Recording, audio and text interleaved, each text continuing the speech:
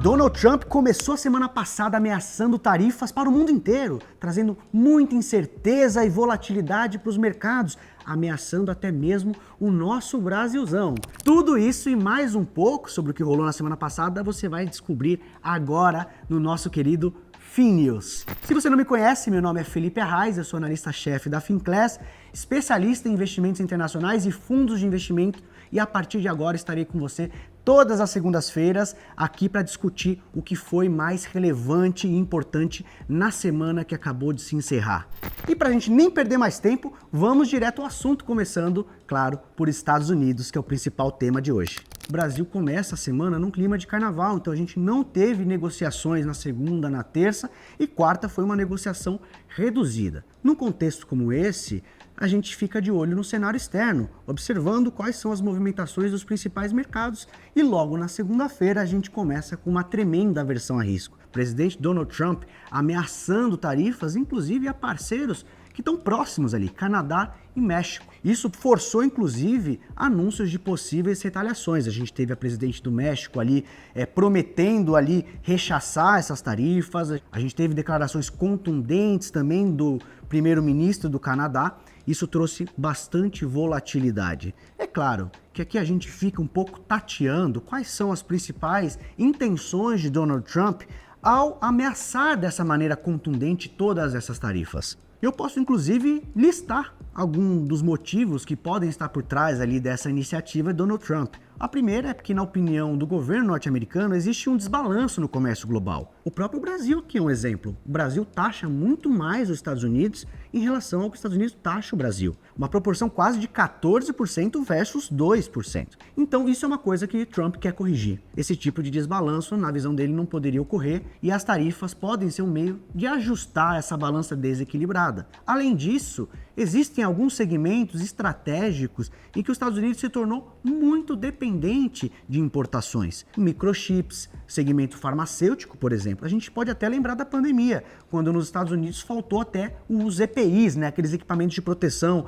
para combater a pandemia, e os Estados Unidos precisou importar isso da China naquela época. Então, para se defender, para não ficar ali rendido, muito dependente de outros países, inclusive países que têm uma concorrência direta por esse poderio econômico, é o caso da China, as tarifas podem ser uma ferramenta também de endereçar essa questão. E tem uma outra motivação aqui, que eu acho que se fala menos, mas em relação à arrecadação. Donald Trump, no primeiro mandato dele, passou ali uma política de corte de impostos, e essa política deve ser renovada agora, no segundo mandato de Donald Trump. E os Estados Unidos está numa situação fiscal esquisita, A gente vê o próprio Brasil também discutindo questões fiscais, mas nos Estados Unidos isso também é uma complicação, também é uma preocupação. Então, se ele vai cortar impostos, isso significa menos arrecadação do governo. E as tarifas podem tentar contrabalancear isso, sendo uma fonte de arrecadar fundos. E o último elemento, que eu acho que é o que todo mundo já está discutindo, e tem muito a ver com um exemplo que eu trouxe do Canadá e México, que são parceiros próximos.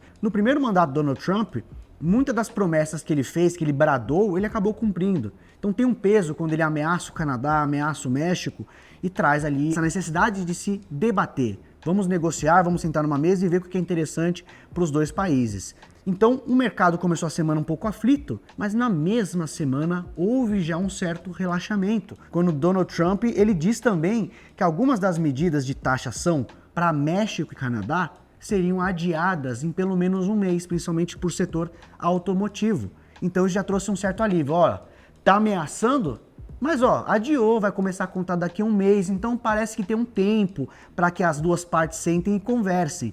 Então traz aquele elemento de um certo alívio. E a Europa, inclusive, respondeu a esse movimento, porque o Trump também tem ameaçado de maneira contínua taxar os europeus. E quando ele ameaça o Canadá e México e meio que volta atrás, ou pelo menos dá um prazo maior para a implementação, a Europa tem um espaço para respirar um pouco mais aliviado. Olha, pode ser que ele não venha taxar a gente da maneira que a gente imaginava, pode ser que tenha ali um meio termo. Isso voltou a trazer um certo alívio para a Europa. Então o mercado está muito sensível a isso, reage muito à incerteza, porque a gente não sabe que tarifas vão de fato ser implementadas, qual o tamanho das tarifas, por quanto tempo elas poderiam ficar vigentes. Inclusive, pessoal, tem um dado que o Fed calcula, que ele é um índice de incerteza do comércio global. E esse índice, ele está ali mais de 11 desvios padrão acima da média histórica. Ele está mais do que 2 vezes o pico de incerteza que foi gerado no primeiro mandato Trump, quando ele também teve essas questões de tarifas. E o mercado, pessoal, ele precisa de algum tipo de previsibilidade. A gente teve uma semana em que os índices norte-americanos não foram bem, muito por conta dessa incerteza.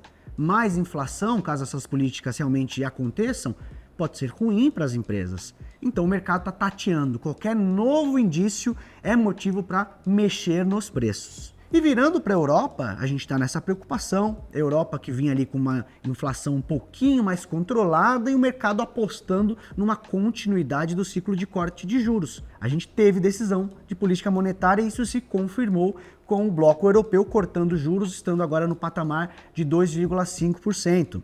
Muitas coisas mexendo com isso. A questão da defesa tem sido importante. A gente teve uma discussão há pouco tempo do presidente Donald Trump envolvendo o presidente da Ucrânia, Zelensky, e não pegou bem aquela conversa, muita gente dizendo que o Trump de certa forma humilhou ali o Zelensky. Fato é que essa questão está repercutindo na Europa como uma necessidade dos países investirem em defesa. Talvez não dê para contar com apoio restrito ali dos Estados Unidos, talvez a Rússia tenha alguns interesses atendidos que gerem medo ali nos vizinhos europeus. Será que, se a Rússia anexou um território da Ucrânia e ficar por isso mesmo, quem que é o próximo alvo dessa iniciativa?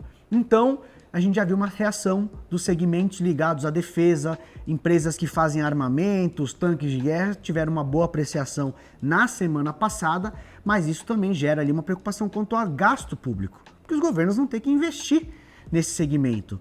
E no momento em que a atividade econômica ela vem desacelerando, e é justamente por uma atividade econômica que desacelera que a gente está esperando que por lá os juros sejam cortados e continue, na verdade, esse ciclo de corte de juros. Então uma semana meio esquisita, a Europa fica um pouco de lado, exceção aqui o mercado da Alemanha, que acaba sendo ali um ponto fora da curva, muito por conta de um pacote de incentivos, inclusive fala-se de um fundo de mais de 500 bilhões de euros para poder investir e trazer ali um resgate à economia alemã, e o DAX, índice alemão, termina a semana com uma boa apreciação, enquanto a Europa fica ali um pouco de lado, nesse compasso ainda de muita incerteza. E no Brasilzão, tivemos a semana do Carnaval, e olha que dizem que o ano só começa de fato depois do Carnaval. Eu não acho que é tão verdade, porque a gente já tem aqui muito barulho no mercado brasileiro antes mesmo dessa data comemorativa. Inclusive, há quem diga que o Brasilzão está até atrasado nessa discussão do Trump, tarifas que eu trouxe para vocês, porque apenas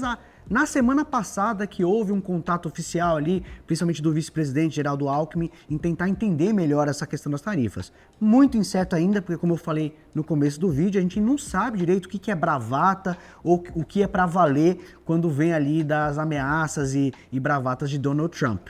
Mas, já que estamos aqui iniciando o contexto de Brasil, vamos falar do que foi importante, porque de mercado na primeira parte da semana não teve muita coisa, mercados fechados por conta justamente do feriado de Carnaval, mas na quinta-feira um anúncio importante. O governo começa o dia dizendo que naquele mesmo dia, na própria quinta-feira, ele anunciaria algumas medidas importantes para conter a elevação de preços de alimento, principalmente aqueles que fazem parte da cesta básica. E pessoal, tem um lado muito importante nessa medida, porque estamos num país desigual, num país onde a maior parte da população é de classe média baixa. Então eu entendo ali que isso pode beneficiar quem ali realmente está em extrema vulnerabilidade, você melhorar um pouco ali o custo dos alimentos. Agora, para a gente analisar impactos de longo prazo, para a gente falar de economia Brasil, a gente tem que se questionar sobre a real efetividade das medidas que são tomadas. Porque quando você toma uma medida ali na canetada, eu defino ali que eu vou tirar essa taxa, que eu vou baratear o preço ali na marra, você não está tratando ali a real causa do problema, você está tratando um sintoma. Porque a elevação de preço é um sintoma de algo mais profundo. Então a gente se preocupa, pensando a longo prazo, o que de fato vai ser feito para conter essa elevação de preço de uma maneira estrutural?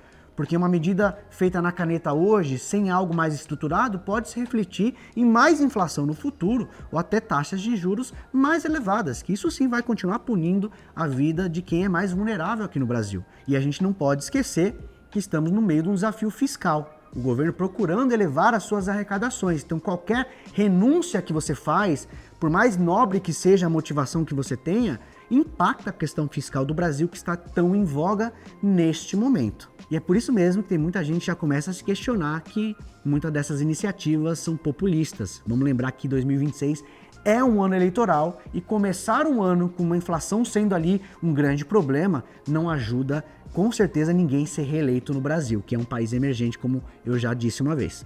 E já que você está vendo esse vídeo na segunda-feira, deixa eu te alertar aqui o que você tem que ficar de olho ao longo dessa semana que se inicia hoje. Já que o vídeo teve tudo a ver com elevação de preços, inflação, preocupações, essa semana vai ter este tema como principal. Por quê? Quarta-feira a gente vai ter a leitura da inflação nos Estados Unidos, mas inflação também no Brasil. A gente vai ter a leitura do IPCA e a gente quer olhar toda a nova divulgação em relação ao encarecimento de preços e serviços no Brasil, porque é o que faz a nossa expectativa de juros ficar cada vez maior. Quinta-feira, inflação ao produtor nos Estados Unidos, e é importante também porque se o produtor hoje está pagando mais em matéria-prima, salários, isso pode se refletir em um momento futuro em aumento de custos de produtos e serviços. Então é uma proxy talvez de uma inflação futura. E na sexta-feira, o mesmo indicador, mas aqui no Brasil, índice de inflação ao produtor e também de vendas ao varejo, um dado para a gente ter ali uma noção de como está a saúde econômica, a confiança do consumidor brasileiro. E antes de eu me despedir, eu vou disponibilizar para você a tabelinha de fechamento de mercado que a gente costuma fazer aqui na Finclass todos os dias e a gente dispara para os nossos assinantes numa interação legal que um analista prepara. Eu vou te entregar o de hoje, segunda-feira, mas se você quiser acompanhar não só os indicadores como fecharam, mas também um áudio detalhado comentando os acontecimentos todos os dias, você tem que fazer parte da nossa querida comunidade. Inclusive, já vou deixar um link aqui embaixo para você nem perder tempo. Então, pessoal, por hoje é isso. Espero que você tenha curtido e que me acompanhe a partir de hoje, todas as segundas-feiras, no nosso querido FinNews. Vou me despedindo agora, um grande abraço e até mais!